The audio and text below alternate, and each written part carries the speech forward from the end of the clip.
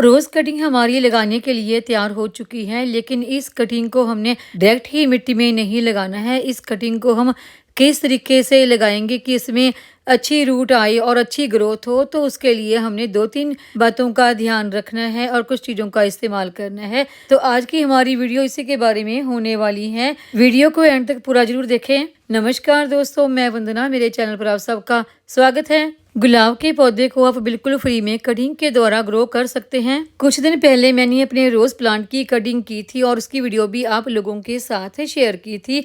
तो उसी की देखिए कुछ ब्रांच मेरे पास पड़ी हैं, तो आज हम इन्हें कटिंग से ग्रो करेंगे। रोज प्लांट की कटिंग आप अक्टूबर में कर सकते हैं और इसकी कटिंग भी आप अक्टूबर नवंबर के महीने में ही ग्रो कर सकते हैं। रोज प्लांट की कटिंग को जब भी आपने ग्रो करना हो तो उससे पहले आप उसे पानी में डिप करके जरूर रख दें। जैसे मैंने इसे कटिंग करने के बाद पानी में डाल कर रख दिया था। अगर ज़्यादा समय नहीं है आपके पास तो आप 1-2 घंटे के लिए भी पानी में रख सकते हैं। उससे होता ये है कि ये कटिंग काफ़ी सॉफ्ट सी हो जाती है और जल्दी ग्रो हो जाती है। कटिंग को ग्रो करने से पहले उसकी जितनी भी पत्तियां हैं वो सब पत्तियां आप रिमूव कर दें। कटिंग लगाने के लिए ये ब्रांच हमारी तैयार है। इस ब्रांच में से हम 2 कटिंग निकाल लेंगे। एक कटिंग देखिए हमें नीचे की तरफ से 6 से 7 इंच की मिल जाएगी और दूसरी कटिंग हमें ऊपर की तरफ से मिल जाएगी। कटिंग को हम तिरछा कट लगाएंगे। जो पोर्शन हमने ऊपर की तरफ रखना है कटिंग का, वो बिल्कुल तिरछे कट वाला होना चाहिए। कटिंग ग्रो करने के लिए ये मैंने 3 ब्रांच ली हैं। देखिए वैसे तो प्रूनिंग करने के बाद काफ़ी सारी ब्रांच निकल आती हैं, लेकिन मेरे गार्डन में पहले से ही रोज प्लांट काफ़ी ज़्यादा हैं, तो मैं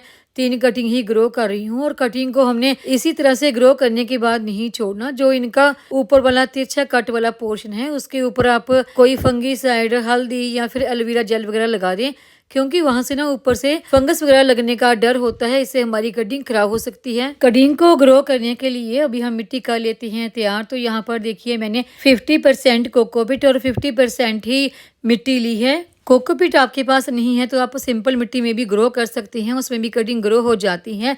लेकिन कोकोपीट में कटिंग ग्रो करते हैं तो उसका फायदा ये होता है कि कोकोपीट मॉइस्चर को होल्ड करके रखता है, उससे हमारी कटिंग जल्दी ग्रो हो जाती है। तो इसलिए मैं कटिंग ग्रो करते समय उसमें थोड़ी सी कोकोपीट भी मिक्स कर देती हूँ। कोकोपीट और मिट्टी को हम अच्छी तरह से कर लेंगे मिक्स।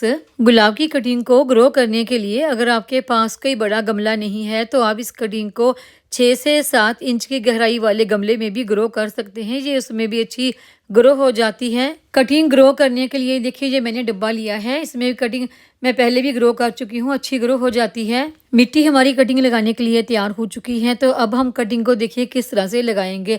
इस कटिंग को उठा के हमने डायरेक्ट मिट्टी में इसी तरह से नहीं लगाना है। कई दफ़ा इससे हमारी कटिंग खराब भी हो सकती है। कटिंग में अच्छी रूट आए, अच्छी ग्रो हो, तो उसके लिए आप रूट हार्मोन का भी इस्तेमाल कर सकते हैं। अगर आपके पास रूट हार्मोन नहीं है तो उसकी जगह पर आप, अगर आपके किचन में दालचीनी का पाउडर है उसका इस्तेमाल कर सकते हैं, या फिर आपके गार्डन में एलोवेरा का प्लांट है तो उसके जो जल से निकलती है उसका भी आप इस्तेमाल कर सकते हैं रूट हार्मोन के तौर पर। सारी ही कटिंग को इसी तरह से हमने एलोवेरा जेल लगाकर तैयार कर लेना है। अब इस कटिंग को हमने किस तरीके से ग्रो करना है, तो देखिए इस कटिंग को हमने इसी तरह से मिट्टी में नहीं लगाना, बल्कि किसी ना किसी चीज़ से आप मिट्टी में थोड़ा सा होल कर लें। होल हमने इतना करना है कि जो हमारी कटिंग है इसके 2 नॉट एरिए मिट्टी में जाएं, क्योंकि नॉट एरिए से ही रूट निकलती हैं। कटिंग को लगाने के बाद कटिंग के साइडों की जो मिट्टी है ना उसे अच्छी तरह से नीचे की तरफ प्रेस कर दें, ताकि हमारी कटिंग बिल्कुल भी हिले जुले नहीं। क्योंकि अगर कटिंग हमारी हिलजुल जाती है लगाने के बाद तो वो कटिंग हमारी ग्रो नहीं होती। और कटिंग को लगाने के बाद भी इसे आप वहाँ पर रखें जहाँ पर ये कटिंग हिले नहीं। कटिंग को लगाने के बाद इसका जो ऊपर वाला पोर्शन है इसे हमने खुला इसी तरह से नहीं छोड़ना। इसके ऊपर हम फंगीसाइड लगाएंगे, तो इसके लिए आप किसी भी फंगीसाइड का इस्तेमाल कर सकते हैं। कटिंग के ऊपर फंगीसाइड लगाना बहुत ज़रूरी होता है। अगर आप कटिंग को ऊपर से इसी तरह से खुला छोड़ देते हैं तो इससे कटिंग में फंगस लगने का डर होता है, इससे हमारी ब्रांच खराब भी हो सकती है। फंगीसाइड लगाने से हमारी ब्रांच ऊपर से पूरी तरह से सेफ हो जाती है। अगर आपके पास कोई भी फंगीसाइड नहीं है तो आपकी किचन में जो हल्दी है उसका इस्तेमाल भी आप फंगीसाइड के तौर पर कर सकते हैं। जितनी भी आपकी कटिंग है उनके टिप के ऊपर जहाँ से आपने कट लगाया है वहाँ से आप हल्दी का लेप अच्छी तरह से लगा सकते हैं। कटिंग लगाने के बाद आप इसमें वाटरिंग ज़रूर करें, लेकिन पानी लगाते समय इस बात का ध्यान रखें कि पानी से हमारी कटिंग हिले जुले नहीं। कटिंग को लगाने के बाद इसको हमें इसी तरह से नहीं छोड़ना है, बल्कि इस कटिंग को हम पॉलीथीन से ऊपर से अच्छी तरह से कवर करके ही रखेंगे। इससे कटिंग में ह्यूमिडिटी बनी रहती है और हमारी कटिंग जल्दी ग्रो हो जाती है। कटिंग के ऊपर हम पॉलीथीन लगाएंगे तो उससे हमारी कटिंग हिल सकती है। तो उसके लिए देखिए मैंने स्टिक ली है, इनकी साइडों के ऊपर डब्बे के इस तरह से हम स्टिक अच्छी तरह से लगा देंगे। ये जो स्टिक हमने लगानी है ये हमने कटिंग से थोड़ी बड़ी लगानी है ताकि ये कटिंग के बराबर ना आए, और ये स्टिक हमने डब्बे के कोनों पर ही लगानी है। स्टिक लगाने का फ़ायदा ये होता है कि जब हम इसके ऊपर पॉलीथीन लगाएंगे तो इससे कटिंग हिलेगी नहीं, बल्कि ये पॉलीथीन इन स्टिक के ऊपर ही आएगी।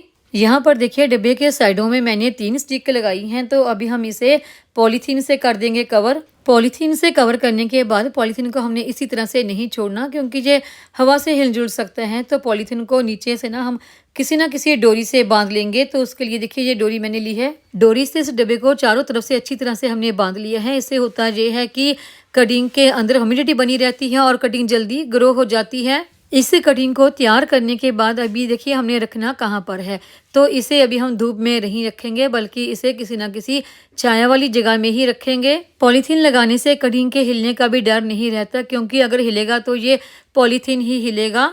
तो जब भी आप कोई भी कटिंग लगाते हैं तो उसे किसी ना किसी पॉलीथीन से ज़रूर कवर करें, अगर आप कटिंग को जल्दी ग्रो करना चाहते हैं। इस तरह कटिंग लगाने से तकरीबन 15 से 20 दिन में ही उसमें नई लीफ निकलनी शुरू हो जाती हैं। जब कटिंग में नई पत्तियां निकलने लगती हैं तो इसका मतलब ये नहीं होता कि हमारी कटिंग सक्सेसफुल हो चुकी है और आप इसे निकाल कर दूसरे गमले में लगा दें। इन कटिंग को आपने कब निकालना है तो उसका भी मैं वीडियो आप लोगों के साथ जरूर शेयर करूंगी, और जब ये कटिंग ग्रो हो जाएंगी तो इसका रिजल्ट भी मैं आप लोगों के साथ जरूर शेयर करूंगी कि कितनी कटिंग हमारी ग्रो हुई है और कितनी नहीं हुई। अगर मेरे बताए हुए इस तरीके से आप अपनी कोई भी कटिंग ग्रो करती हैं तो 90% तक आपकी कटिंग जरूर ग्रो होती है।